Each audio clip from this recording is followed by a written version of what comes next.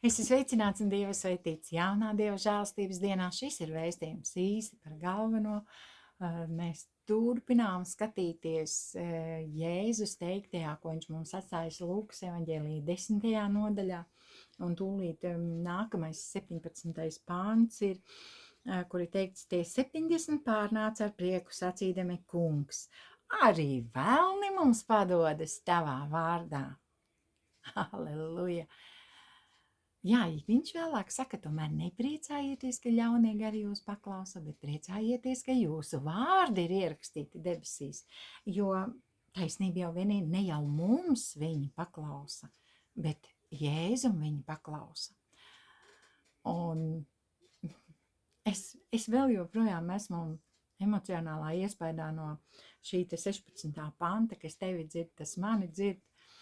Un es tagad apzinos un saprotu, cik liela, milzīga atbildība uz mani ir uzlikta, jo tu mani klausies, vai ne? Bet es gribu pildīt solījumu un parunāt par to, par ko es gandrīz iesāku runāt vakardienas vēstījumā, un proti par to, vai svētā gara kristība ir nepieciešama katram. Lieta tāda, ka es atradu to apstiprinājumu, ka tiešām katram, lasot gan apustuļu darbus, gan citas rakstu vietas un saliekot kopā visu to, ko es zinu.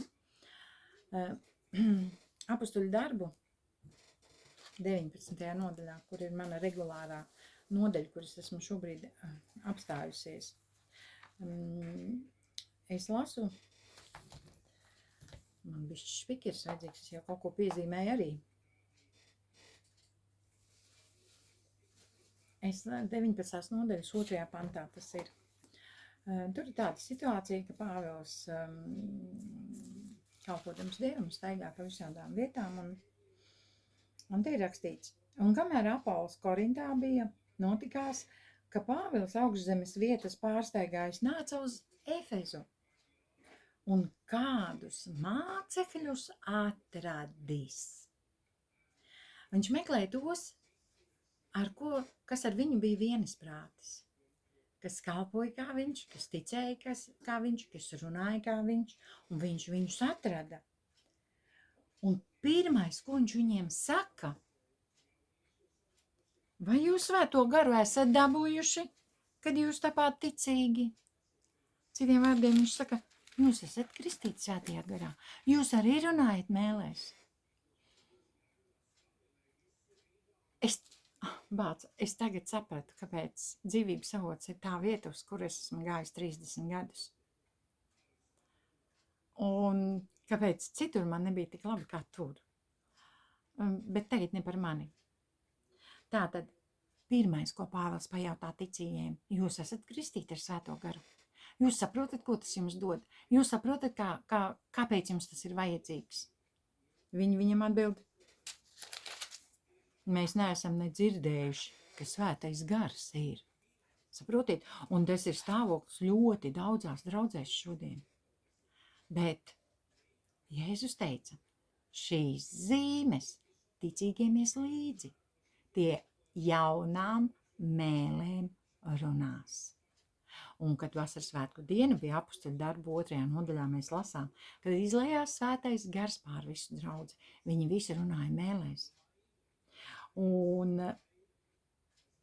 tālāk, 6. pantā, šajā pašā 19. nodaļā apustuļu darbos rakstīts, un Pāvils tiem rokas uzlika, un kad Pāvils tiem rokas uzlika, tad svētais gars uz tiem nāca, un tie runāja valodām un sludināja praviešu mācības.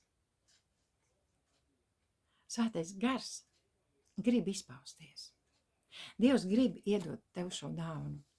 Es neatceros, kurā evaņģēlijā, bet bija šī rakstu vieta, kur Jēzus teica, tas pats, laikam, Lūkas evaņģēlijas 7. vai tas nebija, kur Jēzus saka, kad jūsu bērniem lūdz dāvanas, vai tad jūs dodat viņiem maizes vietā akmeni vai siera vietā kaut ko citu, un arī jūsu debes tēvs dos svētā gara dāvanu tiem, kas viņu lūdz. Nevarēšu es jums uzreiz šo rakstu vietu atrast. Bet jebkurā gadījumā Jēzus saka, lūdziet Dievam šo dāvanu. Lūdz Dievam svētā gara dāvanu ar izpausmi runāšana mēlēs. Es varu vienīgi pastāstīt, cik es atceros, kā ar mani tas notika.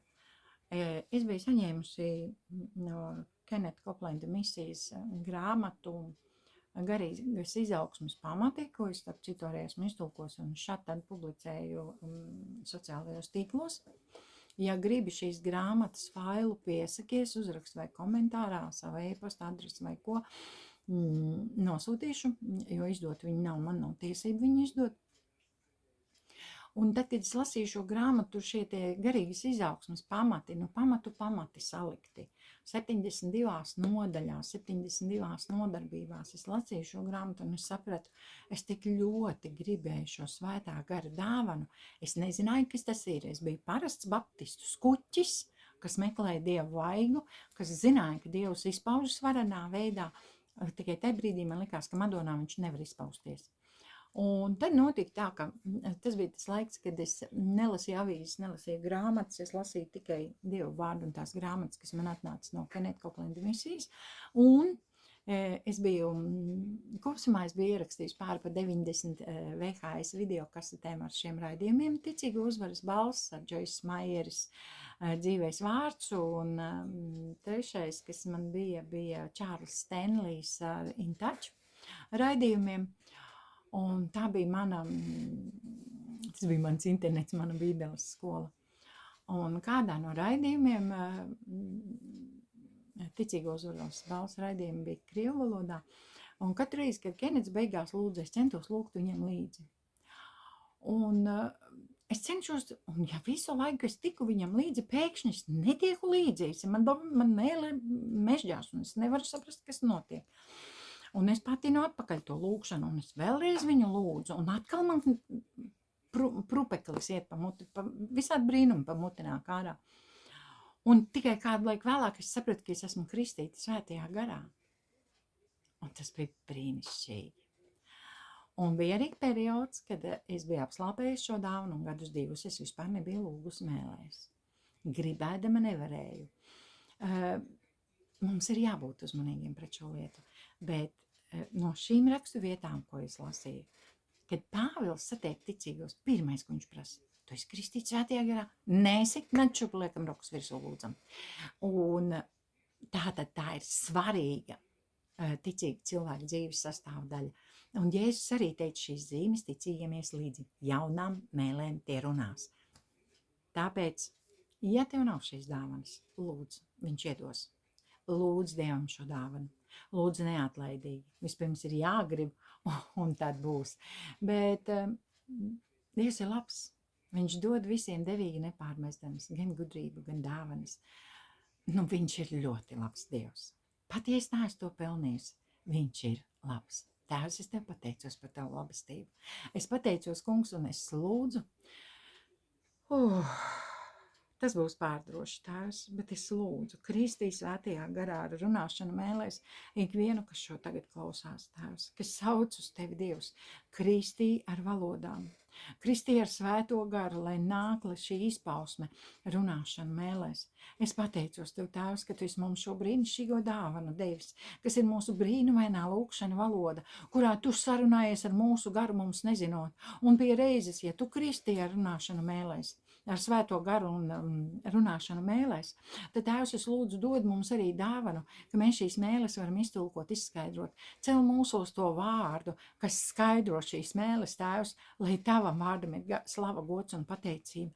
Kā tu esi man runājis, kad es mēlēs lūdzu, es nezinu, par ko es lūdzu, bet tu man atklāji tās rakstu vietas, atklāji arī viņiem tiem, kas klausās, kungs. Es neesmu tavs labākais draugs, bet es zinu, ka tu mani lieto, un es tev pateicos, Tēvs, ka tu mani lieto. Pieskaries ikvienam, kas šo dzird, Kristī ar svēto garu un dod valodās runāšanu. Jo, kungs, tu pats esi teicis, ka tas mums ir vajadzīgs, ka tā ir tava dāvana. Tad, kad mēs lūdzam tev maizi, tu nedod mums akmeni, Tēvs, un tu mums dod svēto garu, ja mēs tev lūdzam. Es lūdzu, kungs, Jēzus vārdā, Kristī viņus svētajā garā. piepildi mani ar savu garu, lai es ejot pa dzīvi, pienes tev pilnu slavu, visu slavu, godu un pateicību Tēvs. To es lūdzu Jēzus Kristus vārdā. Āmen. Āmen. Ja tu lūdz šo lūkšanu, lai Dievs tevi piepilda ar svēto garu, lai kristī tevi svētajā garā un dod tev šo izpausmu runāt mēlēs, tad tagad vienkārši apsēdies un saki, Tēvs, es pieņemu un sāc viņu slavēt par to, ka tev ir kristība svētajā garā. Āmen.